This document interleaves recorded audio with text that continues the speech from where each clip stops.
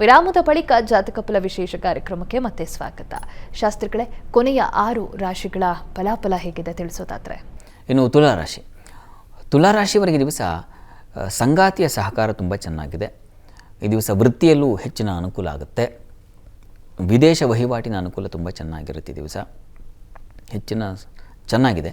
ಆದರೆ ಆರೋಗ್ಯ ಬಾಧೆ ಸೂಚಿಸ್ತಾ ಇದೆ. ಹೀಗಾಗಿ ಅದು ಕಣ್ಣಿನ ಬಾಧೆ ಸೂಚಿಸ್ತಾ ಇದೆ. ಹುಷಾರಾಗಿರಿ. ಈ ದಿವಸ ದುರ್ಗಾ ಕವಚ ಕೇಳಿಸ್ಕೊಳ್ಳಿ, ತುಂಬ ಒಳ್ಳೆಯದು. ಇನ್ನು ವೃಶ್ಚಿಕ ರಾಶಿಯವರಿಗೆ ಸಾಲ ನಿವಾರಣೆ ಆಗುತ್ತೆ. ದೈವಾನುಕೂಲದಿಂದ ಸಹಾಯ ಉಂಟಾಗುತ್ತೆ. ಶತ್ರುಗಳು ದೂರ ಆಗಿಬಿಡ್ತಾರೆ. ಶತ್ರುಗಳ ಕಾಟ ಇರೋದಿಲ್ಲ. ಅಷ್ಟರ ಮಟ್ಟಿಗೆ ಒಂದು ನೆಮ್ಮದಿ ಸಿಕ್ಕಿದೆಯಪ್ಪ, ಅಷ್ಟರ ಮಟ್ಟಿಗೆ ಒಂದು ರಿಲೀಫ್ ಸಿಕ್ಕಿದೆ, ಅದರಿಂದ ಹೊರಗೆ ಬಂದಿದ್ದೀನಿ, ಈ ಥರದ ಒಂದು ಸಮಾಧಾನ ಖಂಡಿತ ಇದೆ.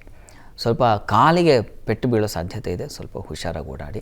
ಸುಬ್ರಹ್ಮಣ್ಯ ಕವಚವನ್ನು ಕೇಳಿಸ್ಕೊಳ್ಳಿ. ವೃತ್ತಿಯಲ್ಲೆಲ್ಲ ತುಂಬ ಅನುಕೂಲ ಇದೆ, ಆತಂಕ ಬೇಡ. ಇನ್ನು ಧನುರಾಶಿಯವರಿಗೆ ದಿವಸ ಲಾಭ ತುಂಬ ಚೆನ್ನಾಗಿದೆ. ಮಕ್ಕಳಿಂದ ವಿಶೇಷವಾದ ಅನುಕೂಲ ಸೂಚಿಸ್ತಾ ಇದೆ. ಈ ದಿವಸ ಪೌರುಷ, ನೀವು ಸಾಹಸದಿಂದ ಕೆಲಸಗಳನ್ನು ಮಾಡ್ತಕ್ಕಂಥದ್ದು ಒಂದು ಲಕ್ಷಣ ಸೂಚಿಸ್ತಾ ಇದೆ. ಚೆನ್ನಾಗಿದೆ, ಲಾಭವೂ ಇದೆ. ಅದಕ್ಕೆ ವಿಶೇಷವಾಗಿ ಈ ದಿವಸ ಕೆಲಸದಲ್ಲೂ ಅಷ್ಟೇ ಒಂದು ವಿಶೇಷ ಅನುಕೂಲ ಉಂಟಾಗುತ್ತೆ, ಆತಂಕ ಬೇಡ. ಪ್ರಾರ್ಥನೆಗೆ ದಿವಸ ಗುರು ಸ್ಮರಣೆ ಮಾಡಿ, ಗುರು ಸನ್ನಿಧಾನಕ್ಕೆ ಹೋಗಿ ಬೆಲ್ಲ ಸಮರ್ಪಣೆ ಮಾಡಿ. ಇನ್ನು ಮಕರ ರಾಶಿಯವರಿಗೆ ನೋಡಿ, ನಿಮ್ಮ ರಾಶಿಯಿಂದ ಚತುರ್ಥದ ಕುಜನಿಂದಾಗಿ ಅದು ಮತ್ತು ಸಪ್ತಮದ ಮಂಗಳ ಇಬ್ಬರು ಸಪ್ತಮದ ಚಂದ್ರ ಸೇರಿಬಿಟ್ಟಿದ್ದಾರೆ. ಅದು ಹೀಗಾಗಿ ಗಂಡ ಹೆಂಡತಿ ಇಬ್ಬರೂ ಚೆನ್ನಾಗಿ ಸಂಪಾದನೆ ಮಾಡ್ತೀರಾ. ಭೂಮಿ ಖರೀದಿ ಅಥವಾ ವಾಹನ ಖರೀದಿ ಇಂಥ ಒಂದು ಸೌಖ್ಯತೆ ಖಂಡಿತ ಚೆನ್ನಾಗಿದೆ. ಇನ್ನೊಂದು ತಿಂಗಳೊಳಗೆ ಶತಸಿದ್ಧವಾಗಿ ಯಾವುದೋ ಒಂದು, ಇಲ್ಲ ಭೂಮಿ ಇಲ್ಲ ಇಷ್ಟು ದಿವಸ ಪರದಾಡ್ತಿದ್ರಲ್ಲಿ ಏನೂ ತೊಗೊಂಡಿಲ್ಲ ಅಥವಾ ತೊಗೊಂಡಿರ್ತಕ್ಕಂಥವ್ರು ಇರ್ತಕ್ಕಂಥದ್ದನ್ನೇ ಇನ್ನೂ ಸ್ವಲ್ಪ ಸುಂದರವಾಗಿ ಮಾಡ್ತಕ್ಕಂಥ ಪ್ರಯತ್ನ ಮಾಡ್ತಾರೆ, ಅಥವಾ ಇನ್ನೊಂದು ಪ್ರಯತ್ನ ಮಾಡ್ತಾರೆ. ಹಾಗೆ ಚೆನ್ನಾಗಿದೆ. ವೃತ್ತಿಯಲ್ಲೂ ಅಷ್ಟೇ ತುಂಬ ಚೆನ್ನಾಗಿದೆ, ಅನುಕೂಲಕರವಾಗಿದೆ. ಹೆಚ್ಚಿನ ಈ ದಿವಸದ ಮಟ್ಟಿಗೆ ಸ್ವಲ್ಪ ಹುಷಾರಾಗಿರಿ. ಕೆಲಸ ಸ್ಥಳದಲ್ಲಿ ಸ್ವಲ್ಪ ಕಿರಿಕಿರಿ ಇದೆ. ಹೀಗಾಗಿ ಗಣಪತಿ ಪ್ರಾರ್ಥನೆ ಮಾಡ್ಕೊಂಡು ಕೆಲಸಕ್ಕೆ ಹೋದರೆ ಬಹಳ ಒಳ್ಳೆಯದು. ಇನ್ನು ಕುಂಭರಾಶಿಯವರಿಗೆ ದಿವಸ ಸಾಹಸದ ದಿನ. ಅತಿ ಕಠಿಣವಾದ ಕೆಲಸವನ್ನು ಸುಲಭವಾಗಿ ಸಾಧಿಸ್ತೀರ. ಸಹೋದರರು ತುಂಬ ಕಿರಿಕಿರಿ ಇದ್ದರೆ ಅದೆಲ್ಲ ನಿವಾರಣೆಯಾಗಿ ಒಂದು ಸಮಾಧಾನ ಬರುತ್ತೆ. ಲಿಟಿಗೇಷನ್ ಇತ್ಯಾದಿ ಏನೋ ಇದ್ದರೆ ಅದೆಲ್ಲ ನಿವಾರಣೆ ಆಗಿಬಿಡುತ್ತೆ. ಅಂತೂ ಚೆನ್ನಾಗಿದೆ. ಸಹಾಯಕರು ಸೇವಕರ ಸಹಕಾರ ತುಂಬ ಚೆನ್ನಾಗಿರ್ತದೆ. ವೃತ್ತಿಯಲ್ಲೂ ಅಷ್ಟೇ ತುಂಬ ಸಾಹಸ ವೃತ್ತಿಯನ್ನು ಮಾಡ್ತಕ್ಕಂಥದ್ದು. ಪೊಲೀಸ್ ಡಿಪಾರ್ಟ್ಮೆಂಟಲ್ಲಿರೋರಿಗೆ, ಸೇನೆಯಲ್ಲಿರ್ತಕ್ಕಂಥವ್ರಿಗೆ ತುಂಬ ಚೆನ್ನಾಗಿದೆ. ಯಾಕೆಂದರೆ ಕುಜನ ಬಲ ಚೆನ್ನಾಗಿದೆ. ಈ ದಿವಸದ ಮಟ್ಟಿಗೆ ಭಾಗ್ಯದಲ್ಲಿ ಮಾಂದಿ ಇದ್ದರೆ ತಂದೆ ಮಕ್ಕಳಲ್ಲಿ ಭಿನ್ನಾಭಿಪ್ರಾಯ ಬರುತ್ತೆ.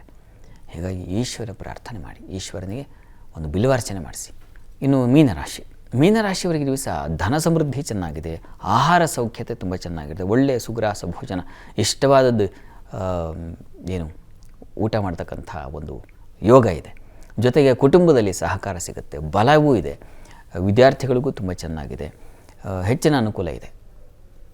ಈ ದಿವಸ ಅಷ್ಟಮದಲ್ಲಿ ಮಾಂದಿ ಇದ್ದರೆ ಸ್ವಲ್ಪ ದುಃಖದ ವಾತಾವರಣವೂ ಇದೆ. ವಸ್ತು ನಷ್ಟತೆಯಿಂದ ಸ್ವಲ್ಪ ಹುಷಾರು. ಇದರ ನಿವಾರಣೆಗೆ ಕೃಷ್ಣ ಪ್ರಾರ್ಥನೆಯನ್ನೇ ಮಾಡಿ, ಜೊತೆಗೆ ಕಾರ್ತವೀರ್ಯಾರ್ಜುನ ಸ್ಮರಣೆ ಎರಡೂ ಮಾಡಿ, ಅನುಕೂಲ ಆಗುತ್ತೆ. ಈ ದಿವಸ 12 ರಾಶಿಗಳವರು, ರಾಶಿ ಗೊತ್ತಿಲ್ಲ ಅಂತಕ್ಕಂಥವರು ಹೇಳಬಹುದಾದ ಮಂತ್ರ ಯಾವುದಪ್ಪ ಅಂದರೆ ಗಮನಿಸಿ. ಓಂ ವಿಶ್ವೇಶ್ವರಾಯ ನಮಃ ಈ ಮಂತ್ರ ಹೇಳ್ಕೊಳ್ಳಿ, ಹೆಚ್ಚಿನ ಅನುಕೂಲ ಉಂಟಾಗುತ್ತೆ ಪರಶಿವನಿಂದ. ಶಾಸ್ತ್ರಿಗಳೇ, ಈ ದಿನ ಮೃತ್ಯುಂಜಯ ಮಂತ್ರ ಮಹತ್ವವನ್ನು ತಿಳಿಸ್ಕೊಟ್ರಿ. ಹಾಗೆ 12 ರಾಶಿಗಳ ಫಲಾಫಲ, ವೀಕ್ಷಕರು ಕಳಿಸಿರುವಂತಹ ಸಂದೇಶಗಳಿಗೆ ಉತ್ತರ, ಪರಿಹಾರ, ಜೊತೆಗೆ ರಾಶಿನೇ ಗೊತ್ತಿಲ್ಲ ನನಗೆ ಅನ್ನೋರಿಗೂ ಕೂಡ ಪಠಿಸಲಿಕ್ಕೆ ಒಂದು ಮಂತ್ರವನ್ನು ತಿಳಿಸ್ಕೊಟ್ರಿ. ಧನ್ಯವಾದಗಳು ಶಾಸ್ತ್ರಿಗಳೇ. ಸರ್ವೇ ಜನಾಃ ಸುಖಿನೋ ಭವಂತು, ಸಮಸ್ತ ಸನ್ಮಂಗಳಾನಿ ಭವಂತು. ಎಲ್ಲರಿಗೂ ಶುಭವಾಗಲಿ. ನೋಡಿದ್ರಲ್ಲ ವೀಕ್ಷಕರೇ, ಇದಾಗಿತ್ತು ಇವತ್ತಿನ ಜಾತಕ ಫಲ ವಿಶೇಷ ಕಾರ್ಯಕ್ರಮ. ನೇರ, ದಿಟ್ಟ, ನಿರಂತರ ಸುದ್ದಿಗಾಗಿ ನೋಡ್ತಾ ಇರಿ ಏಷ್ಯಾನೆಟ್ ಸುವರ್ಣ ನ್ಯೂಸ್.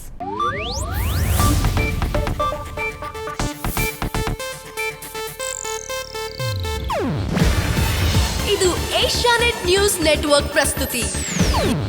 ನೀವು ನೋಡ್ತಿದ್ದೀರಾ ಏಷ್ಯಾನೆಟ್ ಸುವರ್ಣ ನ್ಯೂಸ್.